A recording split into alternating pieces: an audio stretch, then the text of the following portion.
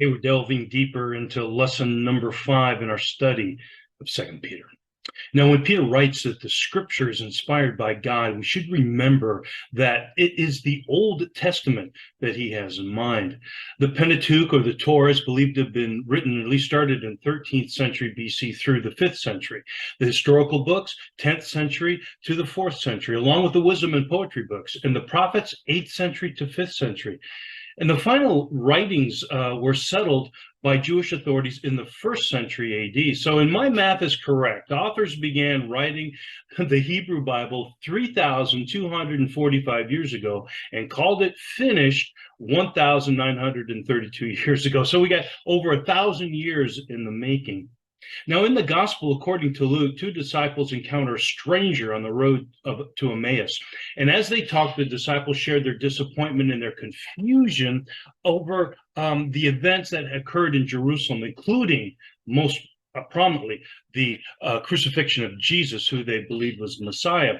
And they mentioned that their hope had been that this was the one who was going to redeem Israel, but now it seemed like their hopes had been dashed. Well, the stranger then begins to explain to them the prophecies in the Hebrew scriptures concerning the Messiah and showing them how Jesus fulfilled those prophecies. From Acts 17:2, we know that the Apostle Paul used the Old Testament to support his arguments that Jesus was the Messiah.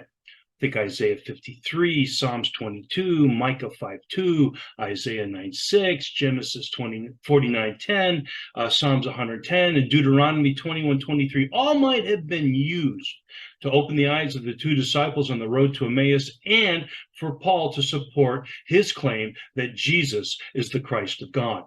Now, from the Hebrew Bible, the Christian Old Testament, we learn about humanity's sin problem, God's plan of salvation, the nature and character of God, the moral and ethical teachings that are a guide to the way a child of God is to live. We have examples of faith and obedience, and we have the lessons from Israel's history, the successes and the failures, and also the prophecies, the foreshadowings of Jesus as God's promised Messiah.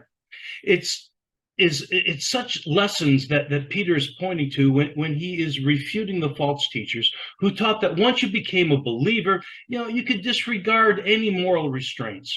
My friends, the ethics and the morality of the Old Testament, rightly interpreted, are still applicable to the Christ follower's life today. Your life. The Old Testament has a commanding authority.